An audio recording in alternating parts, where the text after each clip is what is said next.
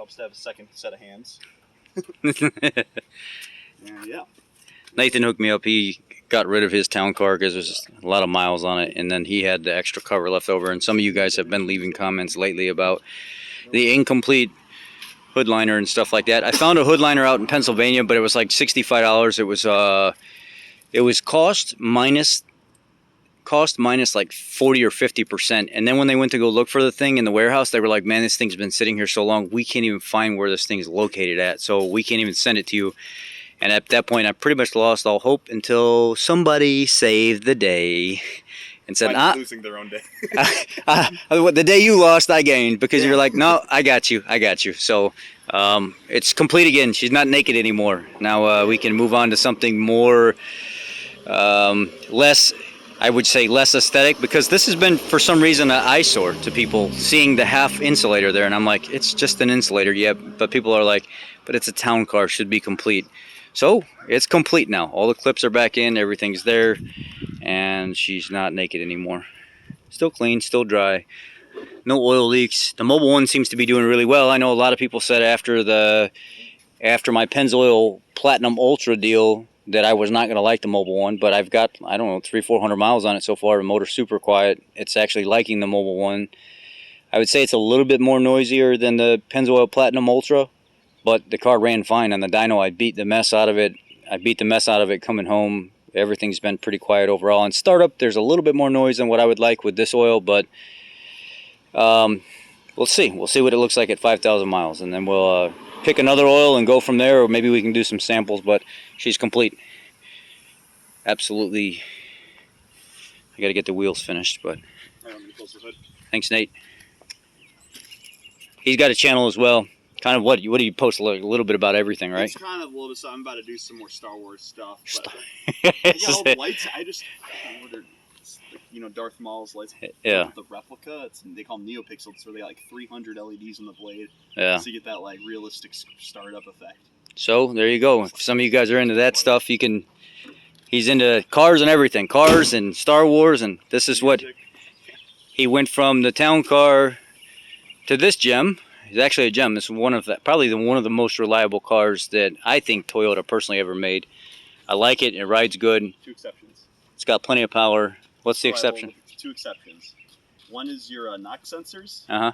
So they go out every about between 100 and 140,000 miles. Knock sensors? Yeah. That's the problem is it's a 16-hour job. Whole intake manifold, everything got to come apart down in the center of the See end. how you take the intake manifold off? Yeah, sure. Let's do it. Yeah, my buddy's little CB on. So the town car went and he picked this up. The town car was just, I think, 544,000 miles, original motor and trans build. I probably jumped one too many curbs. So what happened? Well, I found out. So I thought my flex plate was going bad. Turns out the transmission was cracked in half. Oh. I was driving on it for 6 weeks like that. Oh. Yeah. And she kept going. Yeah, I drove it up onto the tow truck.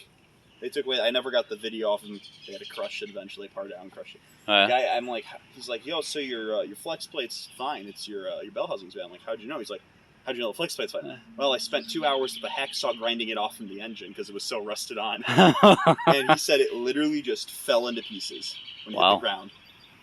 That's crazy. He sold the motor for like $100, I guess. Yeah. So someone got a 500,000-mile motor out there. Yeah. But yeah. So the tricky part with these Toyota V6s is the intake manifold specifically, and the real problem is there's a bolt all the way back down there.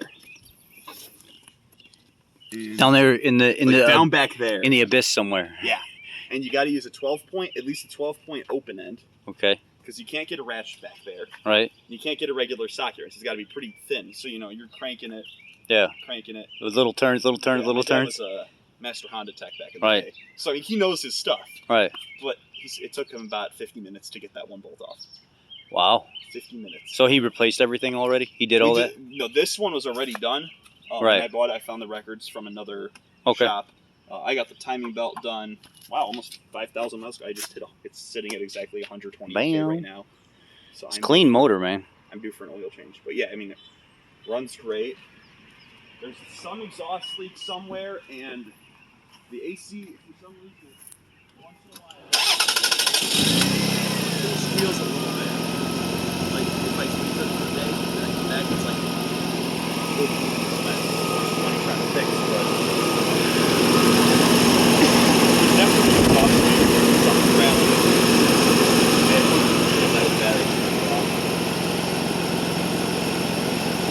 aside from that, Well, the exhaust leak sounds like it's low, like it's not going to be hard to fix or find. yeah, I imagine I could just get seal it. Sure. I mean, it seems like if he just put it on a rack like a drive-on, he could probably pinpoint it right away. Cause it doesn't sound like it's up here at all. Sounds like it's like down underneath the motor where it's easy to get to. Right. Oh yeah. The other thing with these engines is the 1MC FE, the 3MC is oil consumption. Oil consumption. So but it sludges. Yeah. It works and it sludges at the same time. So you got to do it every 5,000 miles, 4,000 miles a day.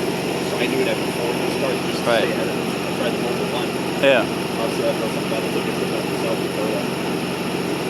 I liked the Pennzoil Platinum Ultra the best so far, but I haven't tried AMSOIL and I haven't tried the Valvoline Max Life that a lot of people have been wanting me to try. We use Max Life at work on all the Ford stuff now. If the customer doesn't request to go back, like if they want a trans service, Valvoline Max Life actually warranties their, if something happens, like if you come to me and you say I want my trans serviced and I use Valvoline Max Life, and something happens to your trans and we can pinpoint it was because of fluid, Valvoline picks up the bill on that. Oh, nice. They have something where they cover all that, yeah. So they're really, really good about that. But anyway, this is a nice car, man. A little bit of rust I started trying to fix and then pumped up on, but I go back and properly fix it. Yeah. But you're looking at another town car already. Yeah, I just like they said, I know the gas mileage is what's going to kill me. Yeah. Because I'm going to be driving 100 miles each day to work.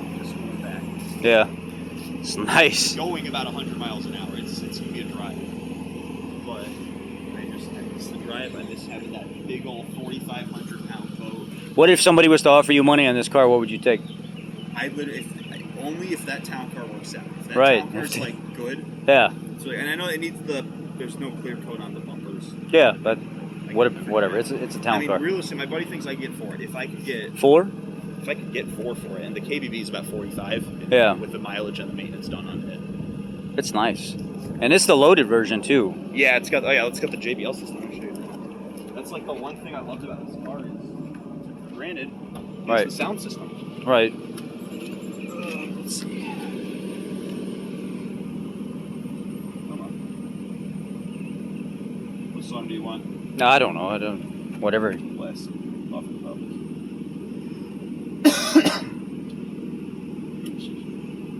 Everyone uses Rockstar as like a base test. So it's got door speed 6.5, the tweeters which are facing straight at you, which is so weird. 2 in the back doors, and then the little 8-inch sub on the back.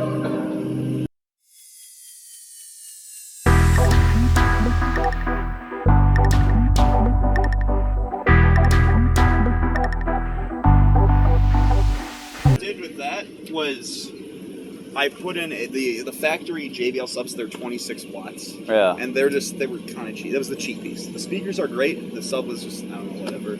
Sounds good though. It's really clear. So they had like for $40. There's a little SCAR to like 150 watt inch that snapped right in. Dropped in. Took about 30 minutes. Now what year is this? This is an 02. 02. It's the same as that one, but this one has the bench seat option. Bench seat option. Find me a 6-seater sedan not made by an American company. I go to the Toyota dealership trying to find a part. They told me this car's aftermarket doesn't exist. so they start looking at it. I'm like, no, it's OEM. And the one of the service managers comes over. He's like, yeah, I think they only made like 700 of those if I remember. He's like, the last time he saw one was when they were selling them, I guess. Yeah. So. I got swarmed. How many miles are on this? I literally hit 128 as I pulled in. Oh, today. so it's still a baby though. Yeah, no, it's in great shape. And realistically, I shouldn't have any maintenance done, or need any maintenance other than oil changes and tire rotations. Right. Brakes will probably be within a year. That's the only thing I hear Toyota guys say about the Toyotas they drive is the oil consumption and the sludge.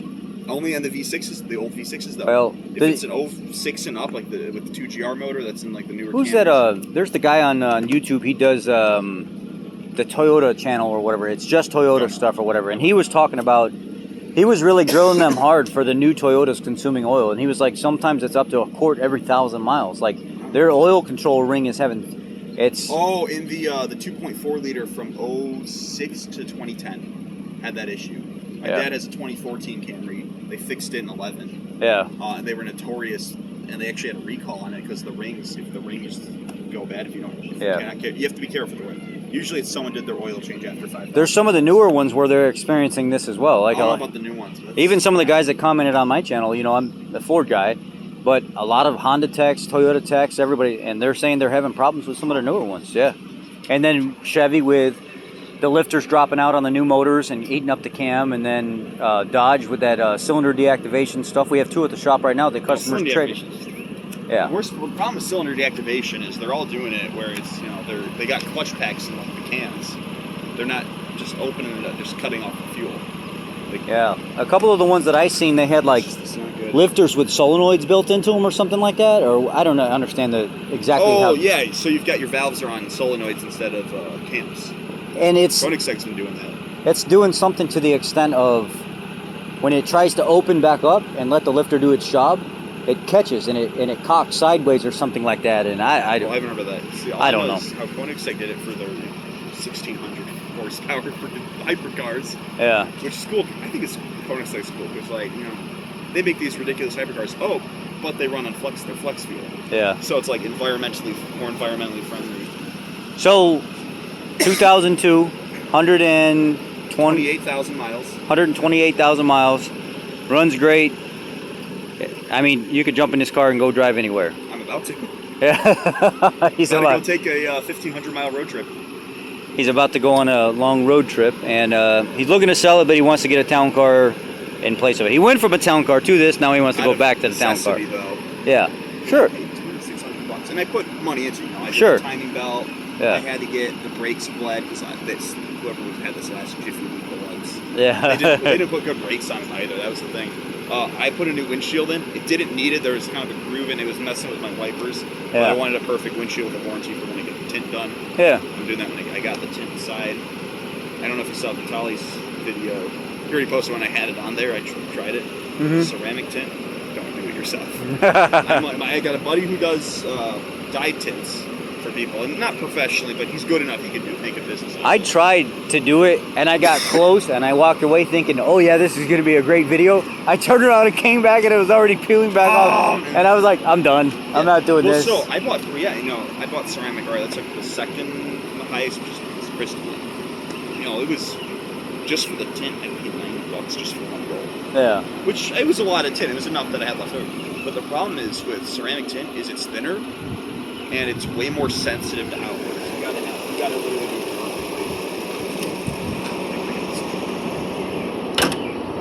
do it. Mine just goes boom. I can't do that. I gotta push it a bit. Well, there's the town car, the big old giant hood on those things. Yeah.